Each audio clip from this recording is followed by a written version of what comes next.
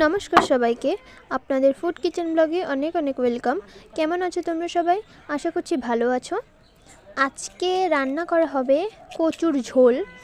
ওই যে এটা আমাদের বাড়িতেই গাছ হয়েছিল, সেটা তুলে এনে আজকে কচু দিয়ে ঝোল করা হবে। তার জন্য প্রথমে কচুগুলো ভালো করে কেটে নিচ্ছে। আপনাদের যদি আমাদের ভিডিওগুলো ভালো লাগে তাহলে অবশ্যই লাইক, কমেন্ট, সাবস্ক্রাইব করে দেবেন। আমার মার রান্নাগুলো আপনাদের কেমন লাগে সেটা কমেন্টে জানাবেন।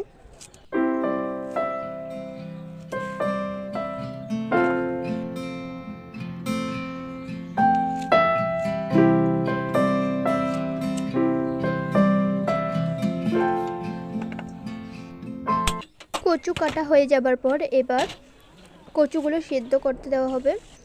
সেদ্ধ করতে দেওয়া হলো এবং আম পাতা দেওয়া হয়েছে, কারণ আম পাতা দিলে যে কচু খেলে যদিও চুলকায় না, সেটা আম পাতা দিলে চুলকাবে না, তার জন্য আম পাতাটা দেওয়া হলো। এই যে কচুগুলো ভালোভাবে সিদ্ধ হয়ে গেছে।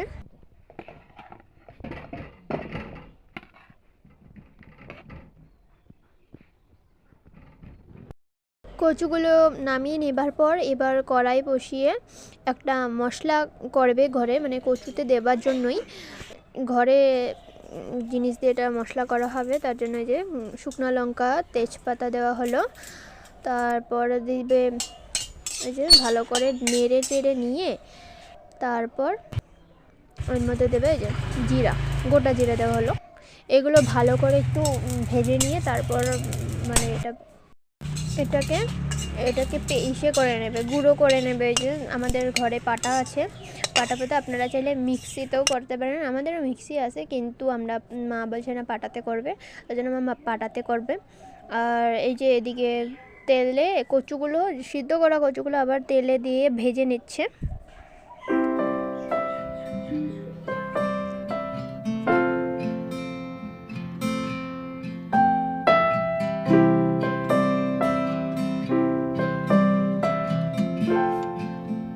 লবণটা দিয়ে ভালো করে এটাকে ভেজে নিচ্ছে।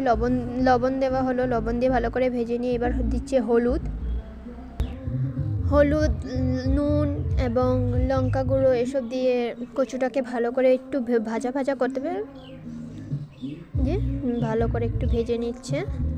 তারপর একটু লঙ্কা গুঁড়ো দিল, লঙ্কা গুঁড়ো না সামান্য একটু কালারটা একটু ভালো আসবার জন্য লঙ্কা গুঁড়োটা দেওয়া হলো। সব কিছু দিয়ে একটু ভালো করে একটু ভাজা করে নিচ্ছে। ভাজা করবার পর এই যে জল দিয়ে দিতে হবে কচুগুলোর মধ্যে। জল দিয়ে এটাকে একটু কষিয়ে নিয়ে অল্পখানি জলটা একটু টানিয়ে নিয়ে তারপর এর মধ্যে একটুখানি হলুদ গুঁড়ো দিল, কম পড়েছে হলুদ গুঁড়ো, তার জন্য। তারপর অল্পক্ষণ এটা ঢেকে রাখবে আর কি। ঢেকে রেখে অল্প সময় এটাকে এই যে এটা নামিয়ে আবারও বসাবে, তারপরে যে এটাকে সম্বাস দেবে যে আদা এগুলো দিয়ে। এখানে অনেকেই সাউন্ড আসছে, আমি ভালোভাবে বলতে পারছি না। যে পাশেই বাড়িতে আমাদের পাড়াতে আর কি বিয়ে চলছে, তার জন্য অনেক গানের আওয়াজ। তারপর এই যে মশলাটা ভেজে রেখেছিল, ঘরে যে শুকনো লঙ্কা এবং তেজপাতা, গোটা জিরে দিয়ে যে ভেজেছিল, সেটা পাটাতে এটাকে গুঁড়ো করে নিচ্ছে। রাম কি আওয়াজ! এবার আদাটাকে পেস্ট করে নেবে। ওদিকে গান, ওইদিকে গান, এদিকে আওয়াজ, বাইকের আওয়াজ, গাড়ির আওয়াজ, বাজনার আওয়াজ। কি করব, কিন্তু আমাকে তো ভয়েস দিতেই হবে। খালি ভাবছি যে কপিরাইট নিয়ে এসে পড়ে, কারণ এদিকে গানের আওয়াজ চলছে।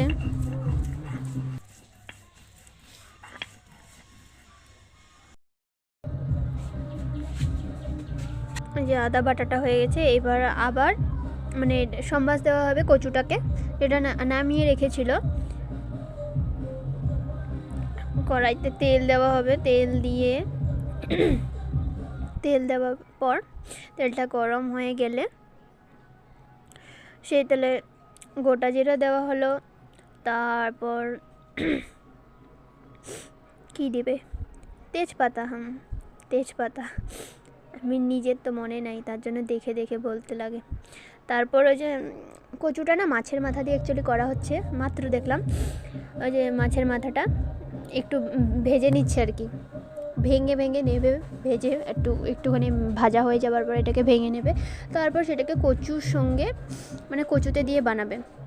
আর যে আদা বাটাটাও দেওয়া হলো, আদা বাটাটা দেওয়া হয়েছে। ইস গান কি গান!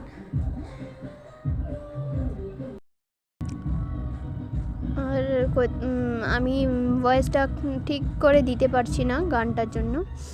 মাছটা না একটু ভেজে নিয়ে তারপর যে কচুগুলো নামিয়ে রেখেছিল না, সেই কচুটা মাছটার মধ্যে দেওয়া হলো। মাছটা যে কচুটা দেওয়ার পর মনে পড়লো মাছটা মানে মাছটা না ভাঙতে ভুলে গেছে, আর কড়াইতে ভাঙা যাচ্ছে না, তার জন্য আবার উঠিয়ে এটাকে ভেঙে নিচ্ছে। ভেঙে নিয়ে তারপর যে কচুটার মধ্যে দেওয়া হলো, দিয়ে এটাকে একটু শুকিয়ে নেওয়ার পর হয়ে যাবে তৈরি।